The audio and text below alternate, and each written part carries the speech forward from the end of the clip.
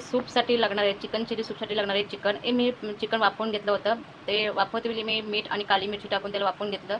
आणि कॉर्नफ्लोअर घ्यायचं आहे, अंडं घ्यायचं आहे, अंड्यामध्ये काली मिरची पावडर थोडंसं मीठ घालून त्याला फेटून घ्यायचं आहे. ही आहे हिरवी कांद्याची पात, कोथिंबीर आणि बाकी सर्व जे काही वस्तू आहेत ते बारीक चिरून घेतलेले आहेत. लसूण, आलं, मिरची, कांदा, फरसबी, गाजर, पत्तागोबी आणि हे कलरफुल शिमला मिरची ते सर्व मी बारीक चिरून घेतलेलं आहे. तर आता पहिलं मला करायचं आहे, ही कढई घेतलेली आहे, गॅस चालू केलं आहे. तर यामध्ये मी तेल घालून घेते. तेल घातलं आहे. आता मला त्यामध्ये आणि गॅस फास्ट करायचं आहे. जेव्हा चायनीज वस्तू आपण जे काही पदार्थ बनवतो ते गॅस फास्ट करून बनवायचं आहे. आता यामध्ये मी लसूण घालते.